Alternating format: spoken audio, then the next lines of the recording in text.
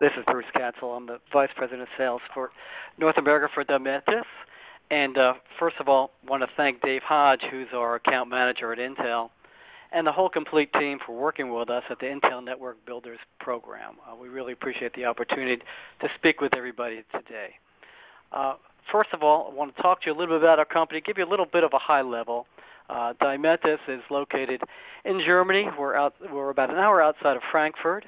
The development, we have worldwide development and sales in the U.S. and North America, the U.K., Italy, Ukraine, India, Singapore, Malaysia, and Australia. The company's DNA, we have over 25 years in software development in OSS, automation, network management, broadcast, content networks, and CSPs. Our software is deployed in many mission-critical real-time scenarios, serving over 600-plus million end users. Matter of fact, our broadcast software, if you're a soccer fan, it's being used by the Dimetis software to be able to do the broadcasting for the World Cup for all the soccer fans and other sporting events around the world. We have many customers worldwide. We have a lot of Tier 1 customers in Europe, soon to be Asia-Pac, and in North America. And our DNA, the most important thing to think about Dimetis is that our mission is to provide the highest degree of automation to remove complexity from the users. I want to talk to you a little bit about something new for us. It's our Ops NGN platform. And this diagram shows the product for Ops NGM. It's an OSS automation and orchestration platform for physical networks of today, SDN and NFV networks of tomorrow. And obviously it's a multi-layer, multi-technology, and multi-vendor for multi-vendor networks solution. Ops NGN has the unique ability to completely orchestrate applications, the network, and services. Also, another hot subject today we've all been talking about, if you look at all the press, especially all the announcements over the last 6 months to a year, is about LSO. LSO, or known by lifecycle orchestration, is important for insurance. It's important for protecting your existing environment and helping to bridge the gap between physical and virtual networks. So if you take a look at this slide, it kind of gives you the basics of our Ops NGN platform. Let's briefly speak about OSS automation and orchestration. At the very core of any digital transformation, virtualization, is having integrity and accuracy in the inventory and topology systems. And you can see in the heart of the matter of this particular diagram is the Dimetis dynamic inventory. The Dimetis dynamic inventory has the ability to maintain real-time inventory and active topology for active physical networks and for virtualized networks. As you know, and this has been a real thing for me over the last 20 years working in OSS, that we all know that in our discussions with many CSPs over the years, that they've confessed to me that their current inventory systems are somewhat between 50 to 80% accuracy. I mean, just think about that for a second. I mean, it's really critical to their operations, the accuracy being between 50 and 80% at any time. This means added complexity and cost as they run day-to-day operations with physical networks.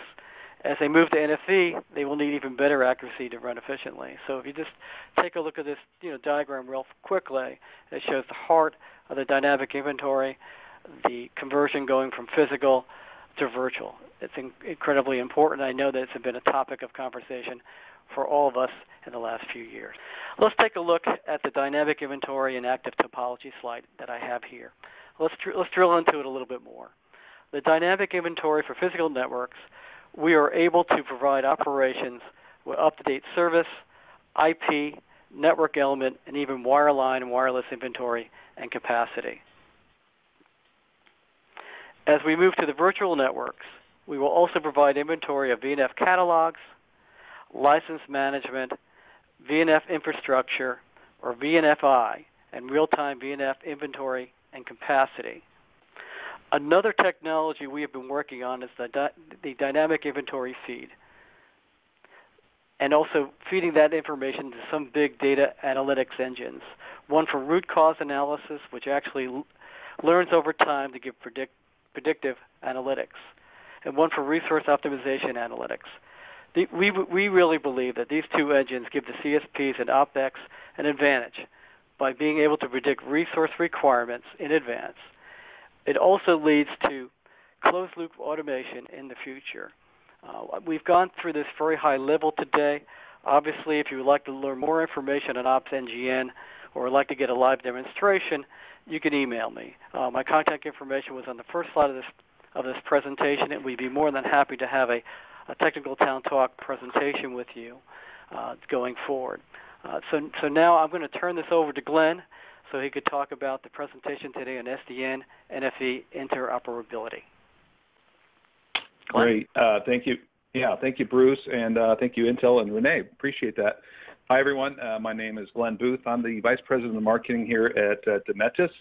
I wanted to talk to you today about SDN and NFV interoperability testing, standardization, and certification processes that are going on right now, and I guess the general state of all these important things.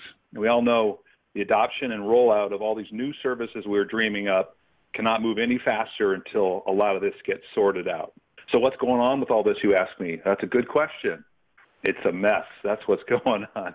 It's a real mess. There are so many organizations of all types around the world. They all have their own initiatives.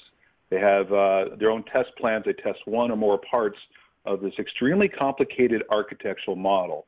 There's no one governing body, for instance. There's no standards. There's no certification process.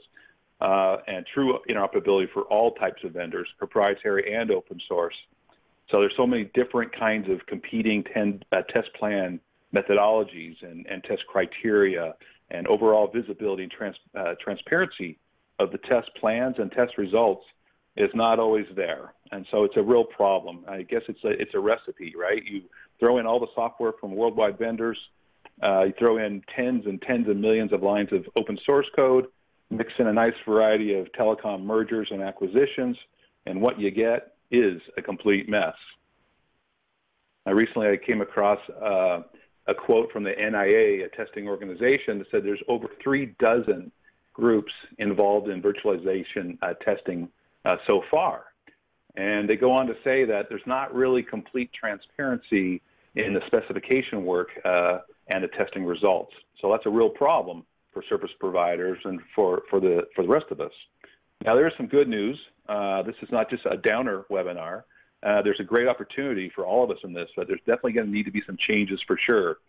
So what I'd like to do for the rest of the slides here, just run through some of the testing that's going on at a high level with organizations, what kind of work they're doing, and what we see as some of the challenges and the opportunities. So in the areas of testing organization, there's primarily 4 types. The first kind, we all know, these are the nonprofit types of standards bodies, such as ETSI or the MEF and NIA and others. And, you know, they get their income primarily from memberships or vendor participation fees. I guess in some cases they actually get government subsidies as well. And then another type of group would be the independent testing labs and companies. So these are companies like Curio, Criterion, Spirent, and others. And they usually don't have a competitive product that's being tested, but lots of times they will have a product or professional service that could be included, you know, to augment the testing service. And then the third type is more of an ecosystem facilitator. So this would be like the open platform for NFV folks, even Intel and others. You know, Intel with the Network Builders program has done a great job in giving access to all the software and hardware vendors getting together and trying to accelerate this whole thing. So, and on a side note, as Renee was saying, if you haven't seen it, the Network Builders University has tons of courses from CSPs implementing NFV to open source tutorials, and they've got case studies, hundreds of those, white papers, etc. The last group is academia. So there's campuses and universities around the globe that have labs and have a lot of students doing a lot of great work in the area of interoperability. University of Toronto is one of them, University of Madrid, and the University of New Hampshire has a whole IOL lab called the Interoperability Laboratory. So good to see that work going on. So first, let's go back a step here and look at what we all know as the ETSI model for NFV architecture. And I just want to show at a high level some of the things that we're looking at here that are very complex in the interoperability testing. So for the sake of this discussion, let's just ignore the NFI infrastructure or the NFVI section. That's the key component in the whole NFV architecture that describes the hardware and the software components, right, that the virtual networks are built. So it's not trivial, but there is some great work being done in that area for interoperability already. So you notice the VNFs there, which are responsible for handling all those specific network functions that run on one, or I guess more than one virtual machine on top of the hardware networking infrastructure. Now that could be switches, routers, servers, firewalls, etc. And directly above the VNFs, you'll see the element management systems, or EMSs, which are just like in physical networks, the management systems for each VNF. Well, they're responsible for the functional management of the VNF, like the FCAPS suite we're familiar with, fault configuration, accounting, performance, and security. And like I said, very similar to the physical network. Keep in mind, one EMS can manage one VNF, or one EMS could manage a whole suite of VNFs. Many times that interface is going to be a proprietary interface.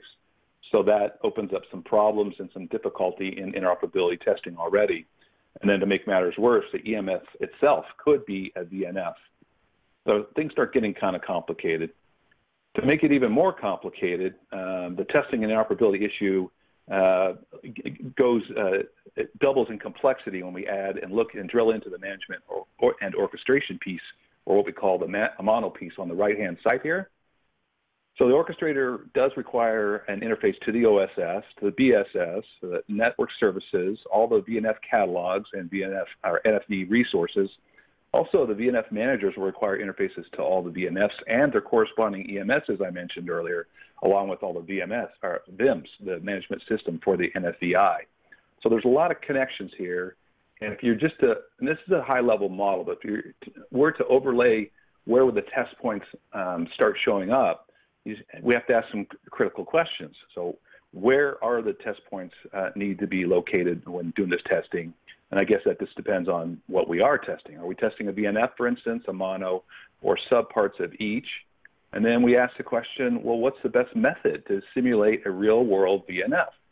And what tests should be run, right, to make sure that all the systems interoperate cohesively?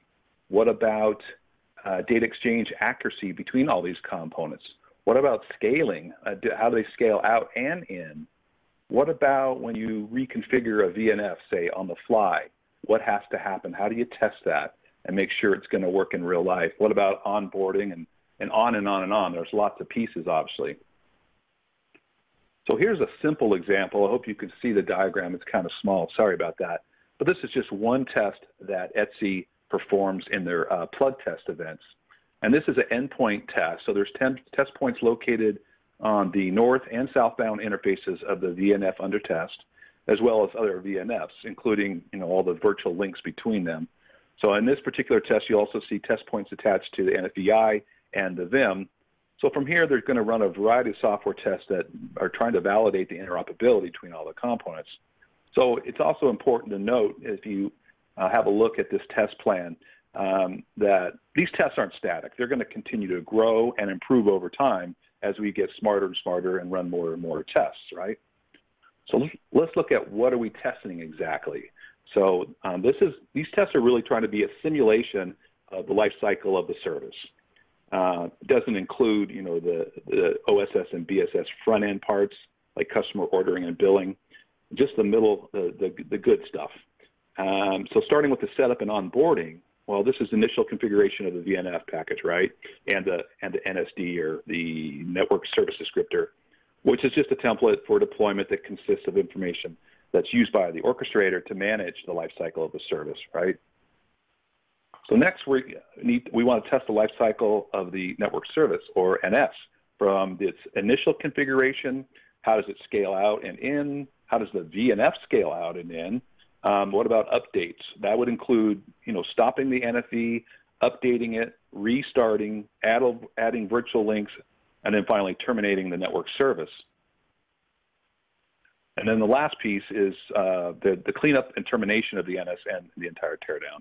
So it's important that the termination is clean, there's no artifacts, no dormant resident code, no memory use or other resources being utilized. Very important. And then a quick side note just on APIs, because we talk about APIs a lot, especially in interoperability testing. APIs is just application programming interface, and it's a set of routines, protocols, and tools for building software applications. The API really just specifies exactly how software components should interact. So this is a huge part. I mean, standardization and publication of these APIs would go a long, long way to support this NFV interoperability, right? And then there's another type, which is called, you've probably seen this, I'm sure, the REST API. It's a stateless client-server type of API. Great advantages of the REST API is the separation between the client and the server. It totally separates the user interface from the server and the data storage. So it's always independent of the platform and languages. And it's also just, this is how you scale. This is how you make a reliable and portable system, is you use the REST API. So I want to run through some of the labs here just a high level. This is not in any means a complete list. So if your lab is not on this list, please don't be offended. However, do email me and let me know what you're up to, because we're tracking this pretty closely. But Etsy, let's look at them first. They've been around for quite a few years. They have a lot of areas of expertise in technology, wireless, content delivery, security, and so forth. This is a staggering statistic. I got this from their website. So it's over 2,000 standards per year that they're publishing. Now, that's a lot of work. If you consider the 36 organizations that are doing testing right now, and it's probably going to grow, then you can see where all this confusion is coming from. What Etsy does is a lot of interoperability testing in 5G, Internet of Things. They do a lot of e-health testing. And, of course, NFV testing has been great. We all know the Etsy architectural model. I mean, this has been a wonderful diagram to get us, the whole industry started, and really given us something to point at, right? And then they're known for their plug test events. So they get a bunch of vendors together, including open source projects. They are primarily testing the VNFs and mono parts, but they'll also test the infrastructure and the VIN parts as well. Now, they did a plug test at the beginning of this year in Madrid, Spain, and they had about 35 commercial and open source projects there to test, mostly VNFs and monos. Tons of engineers, no beer. There was no beer served. And then they ran over 1,500 tests. What's neat about this is there's a lot of transparency. They have a very well-defined test plan, which is public on their website. In fact, in this webinar, we've included the links to those test plans. They're pretty interesting to read through. And then probably even more importantly, all the test results from this plug test are also transparent and posted on there. There's a link on the webinar too. So pretty interesting stuff. And then just kind of as an overview of that first plug test they did this year of the participants, they had a lot of green, a lot of passes, which was really cool to see. And then just an interesting note, in the scale and the VNF scale part, they had 100% pass for all the participants that got to go through the test. So that was pretty neat. Another organization doing some testing is the NIA, or New IP Agency. You probably know these people. They actually came out of the light reading DNA, and they're all about education and analyzing and real-life testing. They have put up this site called Virtuopedia, which I guess you'd call it just a data bank for virtualization. And if you haven't looked at it, have a look. It's pretty interesting. A lot of resources there. They had a lot of really big names as their initial members, and they're continuing to grow. We see news releases all the time. I guess Bright House Networks and Time Warner Cable no longer in existence, as they merged with Spectrum, or Charter, which is now Spectrum. But anyway, they've got some big players and some good momentum. And then the actual physical testing is done by one of their partners, a very well-known lab in Europe. It's the European Advanced Networking Test Center out of Berlin. So they've got a lot of good work going on as well. And then here's just an overview of some recent testing they've done. They just finished up the mono testing, the orchestrator to infrastructure interoperability, and then they're getting ready to do the an integration of SDN into NFV service chain testing. So that'll be interesting to see what comes out of that. Not sure if they're posting the results on that test or when they will, but we'll keep everybody posted. Metro Ethernet Forum, otherwise known as the MEF, they've proclaimed lots of testing, which is great. They're focused on lifecycle service orchestration specifications. And probably the strongest piece, at least in my opinion, is well-defined, clear and crisp APIs that are open. In this case, we mean open to be published and available to all people that want to write apps that work with the API, or CSPs want to know how things work. So this is going to automate the entire life cycle for services, which will be great, and give you orchestration across multiple provider networks and across multiple technology domains. So that's great work. Now, they've also recently announced that they're doing SDN WAN managed service standardization. I don't know the sort of deep parts of that, but SD-WAN is great. It's really the first step into SD-WAN and into real life, if you will. In other words, carriers are really using that product and really getting revenue for it.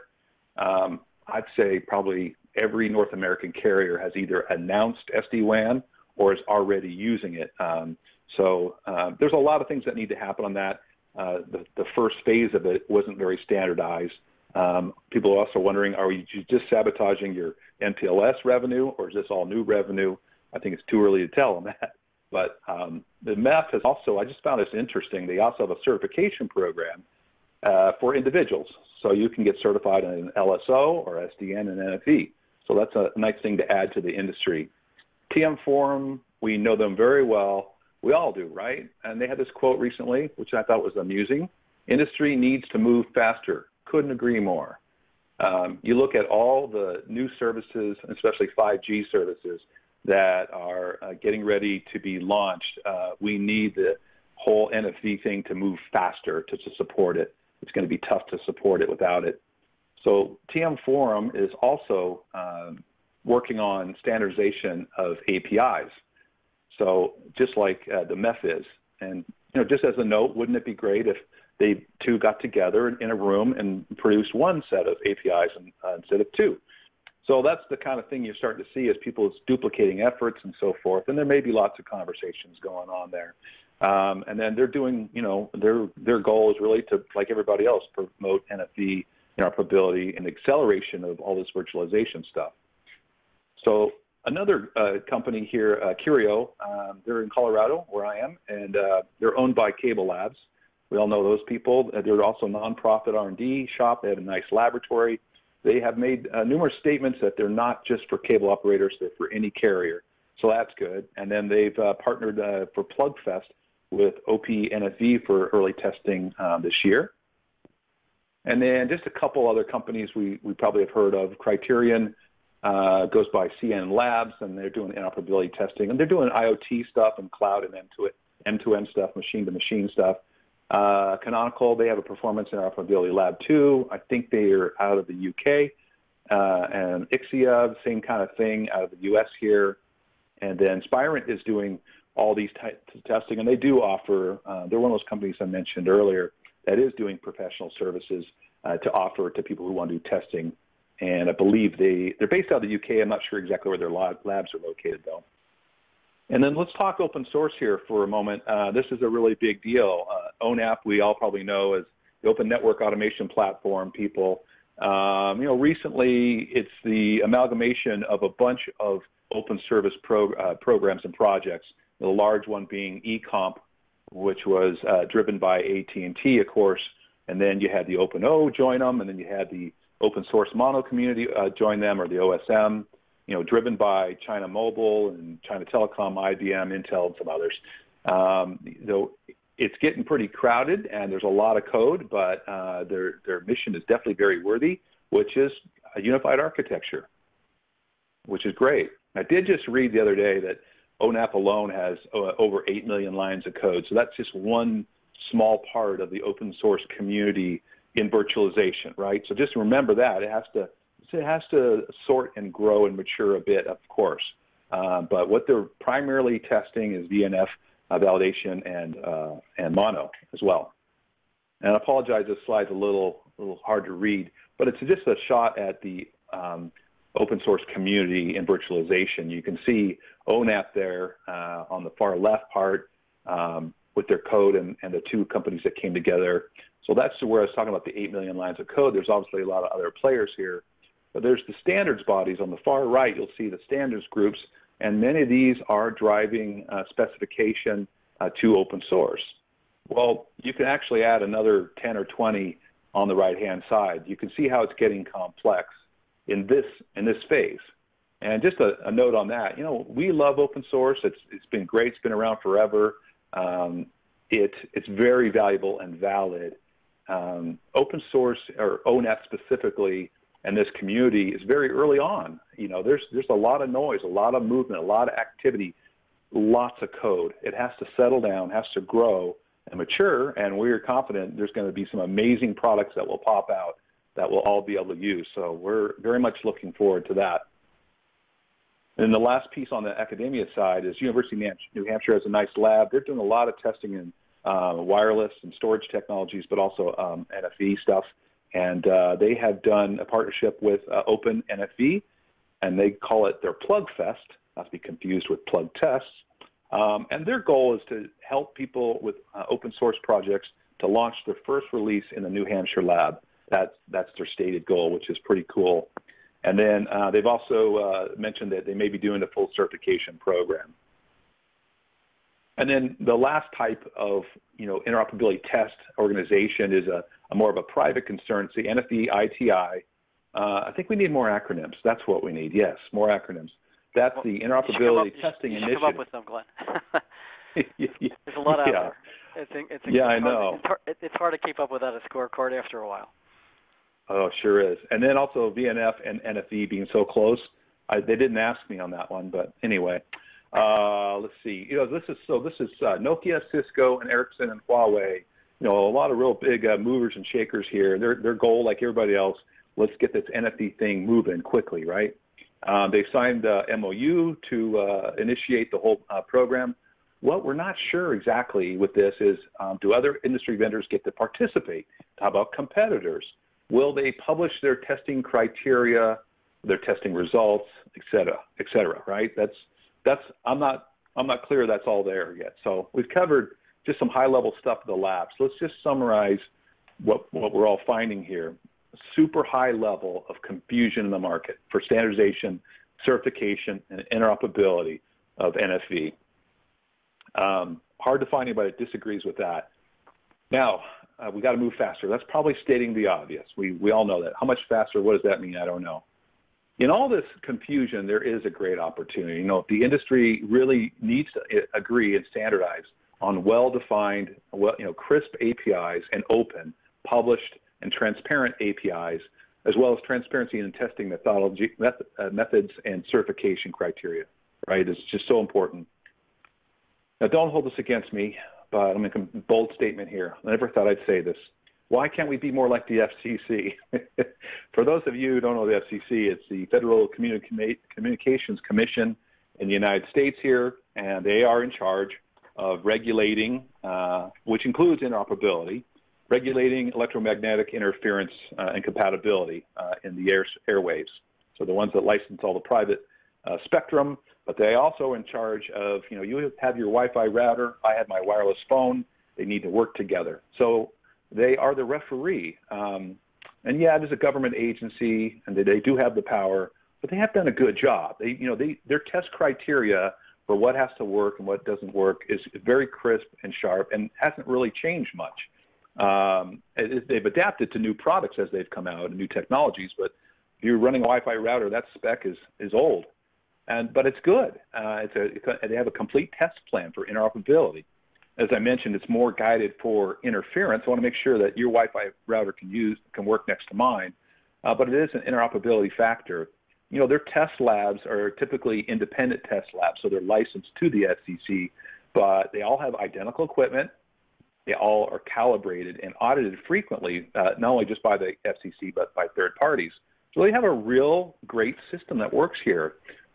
What is a pass? What is a fail? It's known by everybody. It's not close. It's not in the gray area. It's a no-go or go. And then they have a certification moniker or label.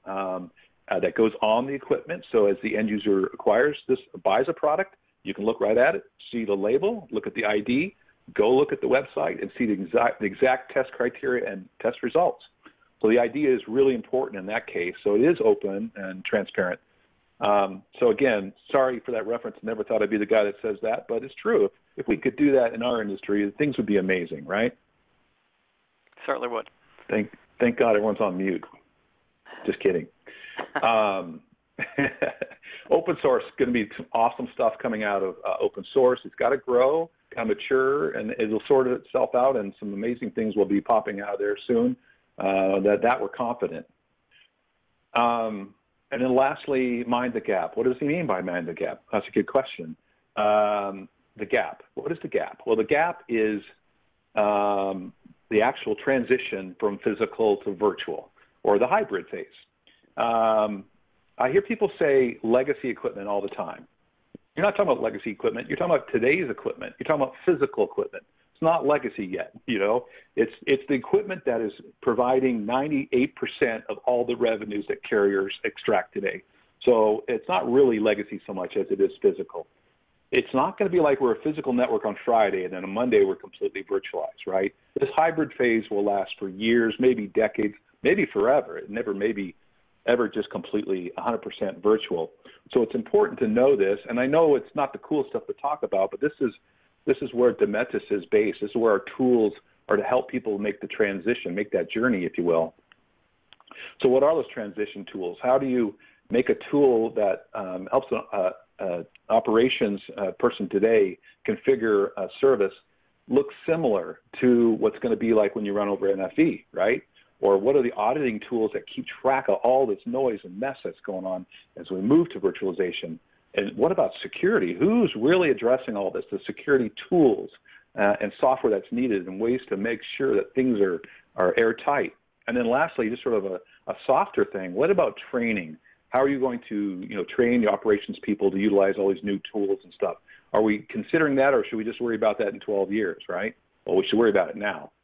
One of the bigger points is obviously no disruption in service. Customers will not tolerate that there's a disruption due to equipment upgrades. So how do you do that in an invisible way? What kind of tools will help you do that and bridge that gap, if you will? And then what kind of new SLAs will need to emerge to protect the customer from that, right? Obviously, it has to be transparent, but as we're talking about, virtualization world is going to drive down our operational expenses, right? It's going to drive down our capital expenditures. Well, the customer says, hey, when's my price drop now that you're on this virtualization service, right? So I think probably the biggest point from the promise of virtualization is the time to revenue. How are we monitoring that as a carrier or as a CSP? How are we actively monitoring CapEx and OpEx reduction and our returns on investments and all those things? And then lastly, we talk about agility in a lot of different ways and elastic networks and agility. We're talking usually about services or networks. We're talking about the ability for the network to respond to things. There's a much bigger thing at the top of this, which is how does the business respond to all these new technologies that are emerging, and really how do they respond to all the opportunity out there, if that makes any sense.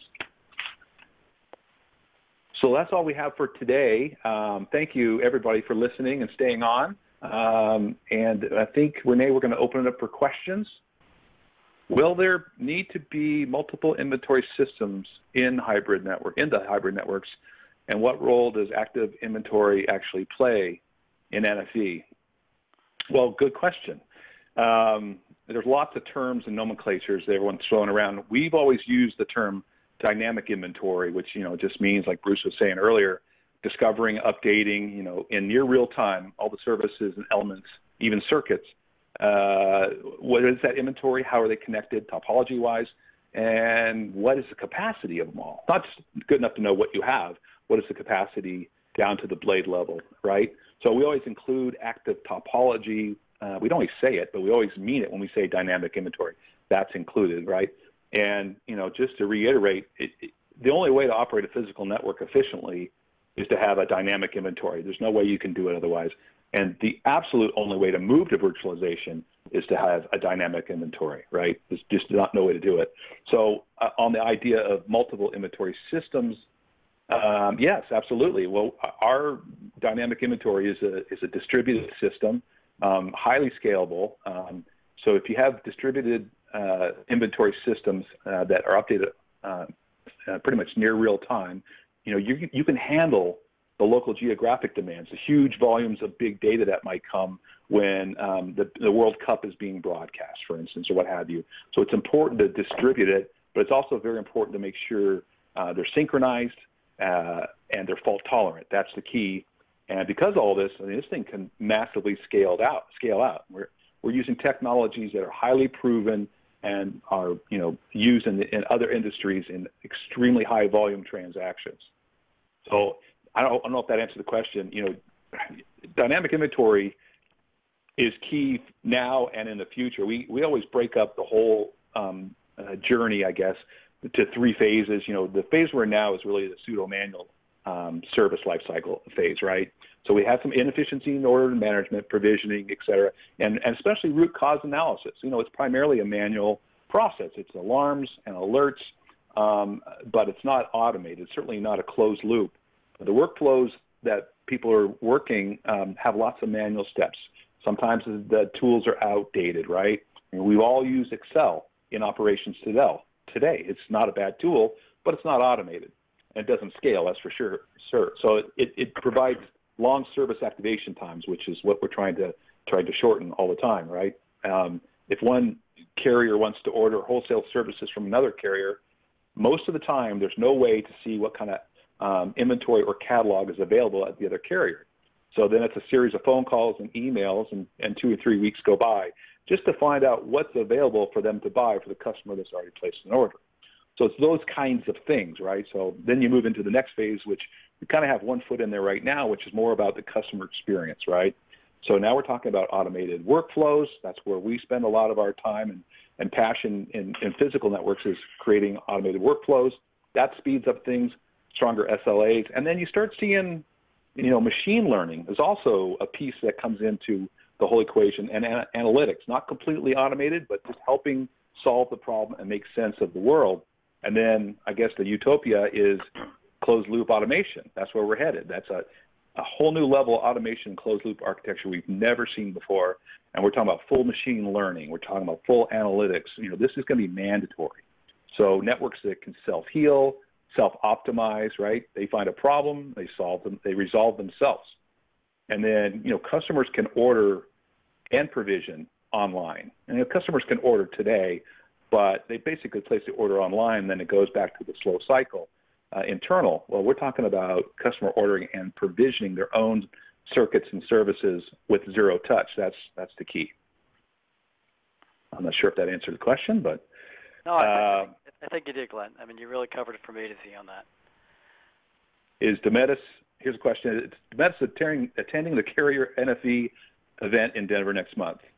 I think so. Yes. Well, if you're talking about the light reading event in Westminster, Colorado, just down the street from me, we will be there. In fact, we'll be on a Intel panel discussing hybrid transition phases, just like we're talking about. So if you guys are there, please stop by and say hello to us. We'd love to meet you.